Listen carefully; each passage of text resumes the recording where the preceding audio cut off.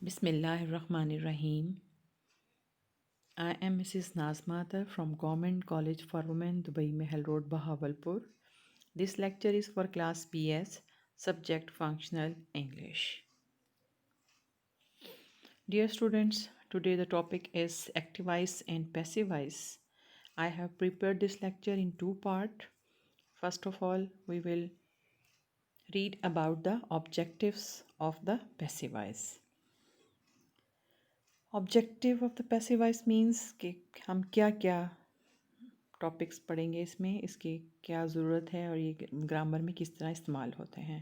एक्टिवाइज, example of activize. Passivize क्या होते हैं, examples of passivize. Reason to use active and passivize. When to use passivize. How to convert activize into passivize. Activize and passivize. Voice is the form a verb takes to indicate whether the subject of the verb perform or receive the action. यानी main verb क्या करता है उसके बारे में बताता है. There are two types of voice, active voice and passive voice. When to use passive voice? In general, the passive voice is less direct, less forceful and less concise than the active voice. Vice versa, यानी कि passive voice जो है वो बताया गया है कि less direct होता है, यानी इतनी डायरेक्ट बात कन्वे नहीं की जा रही होती, इतना ज़्यादा फोर्सफुल उसका एक्शन नहीं होता, यानी वो थोड़ा अपनी जान में पेश तो करता है वर्ब के एक्शन को, लेकिन जिस तरह से सब्जेक्ट खुद पेश कर सकता है उतना वर्ब खुद पेश नहीं कर सकता with the help of object. Less concise यानी थोड़ा फिक्रा इससे लंबा हो जाता है as concern to activize. Use the passivize in the following situation. वो कहते हैं कि इन जो सिचुएशन है दो, इनमें ख़ास तौर पर पैसिवाइज इस्तेमाल किए जाते हैं. Use the passive voice when you do not know और don't want to reveal the performance of an action. यानी यहाँ पर ग्रामर में ये बात वाज़े की गई है कि जब हम चाहते हैं कि सब्जेक्ट जो है, ये सब्जेक्ट कहते हैं काम करने वाले को, हम पार्ट्स ऑफ स्पीच में और टेंस स्ट्रक्चर में मैं आपको पढ़ा चुकी हूँ कि सब्जेक्ट क्या होता है. सब्जेक्ट को फ़ाइल कहते हैं. जब हम फ़ाइल को रिवील नहीं करना चाहते, सब्जेक्ट को रिवील नहीं करना चाहते, want to reveal the performance of an action, यानी परफॉर्मर जो है जिसने कोई काम किया है उसको रिवील या उसको जाहिर ना करें. यूज़ पैसिवाइज नंबर 2 पॉइंट में कहते हैं use passivize when you want to emphasize the receiver of an action. या हम चाहते ही ये हैं कि जो फ़िक्रे में काम किया गया है उस काम को फोकस किया जाए, तो हम उसे पैसिवाइज यूज़ करते हैं. Reason to use active voice. अब एक्टिवाइज क्यों यूज़ करते हैं? कहते हैं जी most writer prefer to use active voice because it is most direct.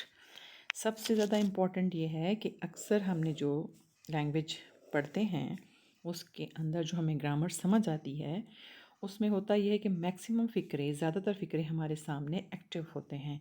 जो फ़िक्रे पैसिव होते हैं उसको मैंने आपको बताया कि हमें एक्शन पर जोर देने के लिए पैसिव फ़िक्रा इस्तेमाल करते हैं, लेकिन जो डायरेक्ट राइटिंग की जाती है उसमें एक्टिव वॉइस ही यूज़ होते हैं. अब हम एक सेंटेंस है उसको एक्टिव भी किया गया है और पैसिव भी किया गया है, उसे जब आप पढ़ेंगे थोड़ा सा आपको अंदाज़ा होगा कि फ़िक्रे का स्ट्रक्चर किस तरह से जब बदला जाता है तो उसकी क्या अहमियत होती है, और उसकी लुक में भी फ़र्क आ जाता है, उसके बयान करने में भी फ़र्क आ जाता है और उसके डायरेक्ट और इनडायरेक्ट होने में भी फ़र्क आ जाता है. The writer dropped the tray of food. अब इसको हम पैसिवाइज करेंगे. The tray of food was dropped by the waiter. The waiter drop the tray of food. ये क्या था? एक्टिव. यहाँ पर वेटर क्या है? वेटर जो है यहाँ पर सब्जेक्ट है. ड्रॉप जो है वहाँ यहाँ पर वर्ब है. द ट्रे ऑफ फूड जो है वो ऑब्जेक्ट है. अब फिक्रे को जब हम पैसिव वॉइस में कन्वर्ट करते हैं तो द ट्रे ऑफ फूड जो है वो सब्जेक्ट का काम करिए. यहाँ पर वॉज एक्सिलरी वर्ब है. ड्रॉप्ड जो है मेन वर्ब है. बाय द वेटर जिससे गिराई गई वो एंड में आया है. और ज़्यादा क्या चीज़ फोकस की गई है इसमें पैसिवाइज करते हुए? ड्रॉप्ड, यानी वाज ड्रॉप्ड गिराई गई है. ठीक है. समझने पैसिवाइज समझने के लिए आपको ट्रांजिटिव एंड इनट्रांजिटिव वर्ब का जानना बहुत ज़रूरी है कि ट्रांजिटिव वर्ब क्या होते हैं, इनट्रांजिटिव वर्ब क्या होते हैं. ट्रांजिटिव वर्ब जो होते हैं, transitive verbs are action verb that require an object to complete its meaning. Without an object the sentence will not be clear. ये बहुत ज़रूरी है जानना कि ट्रांजिटिव वर्ब हो सकता है आपने पिछली क्लासेस में पढ़ा हो, लेकिन जो भी हम नोट्स इस वक्त आपको पढ़ा रहे हैं, काइंडली माय डियर स्टूडेंट्स, आप सारी जो लेक्चर है इसको अपनी नोटबुक्स पर नोट कीजिए और उसको बार बार लिखें और उसके साथ एक्सरसाइज करेंगे तो ही आपको समझ आएगा. अब आप इसे समझने की कोशिश करें कि ट्रांजिटिव वर्ब जो है वो एक एक्शन वर्ब है जिसमें वर्ब का कोई एक्शन जो है वो बताया जाता है, लेकिन सब्जेक्ट के साथ साथ उसके लिए ऑब्जेक्ट भी रिक्वायर्ड है.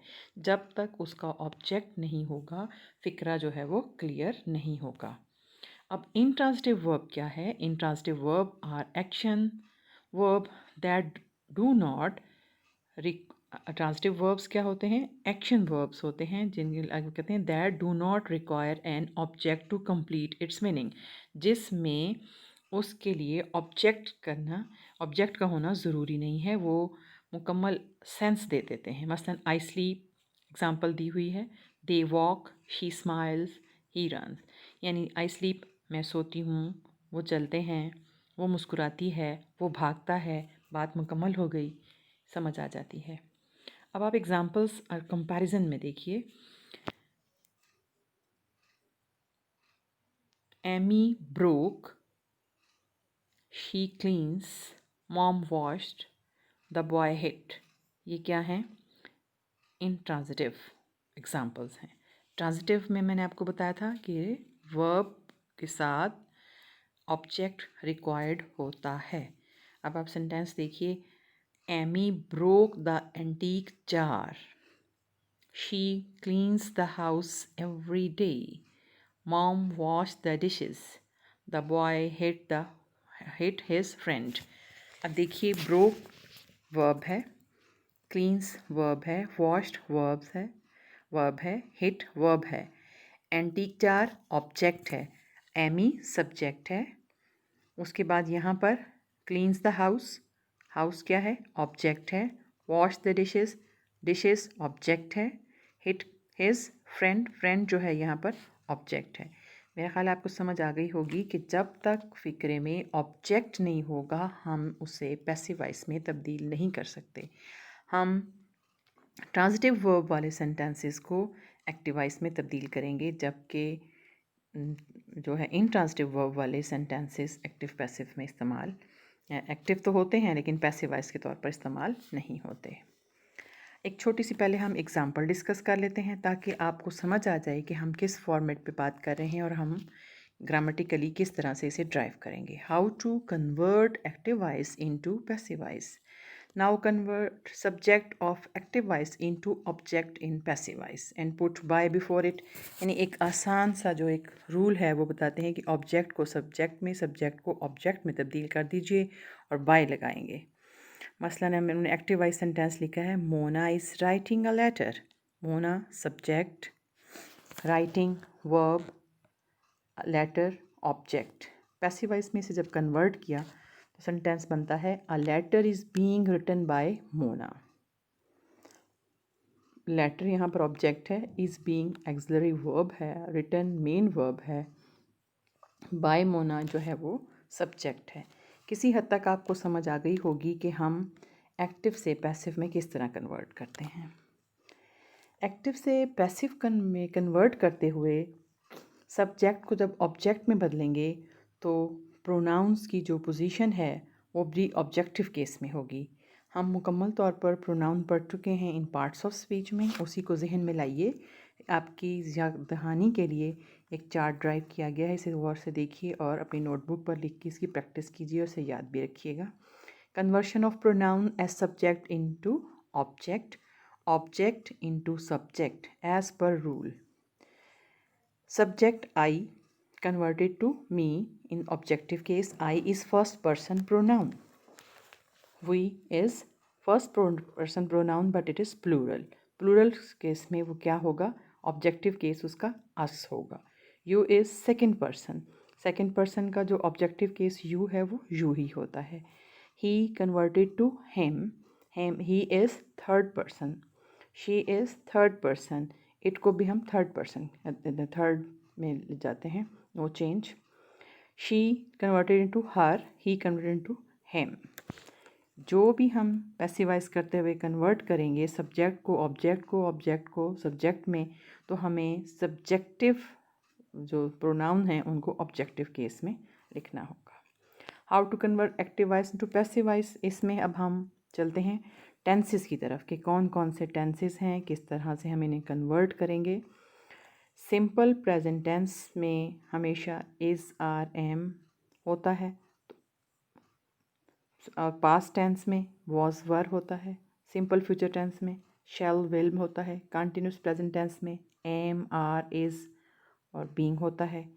कंटिन्यूस पास्ट टेंस में वॉज वर और बीइंग इस्तेमाल होगा है।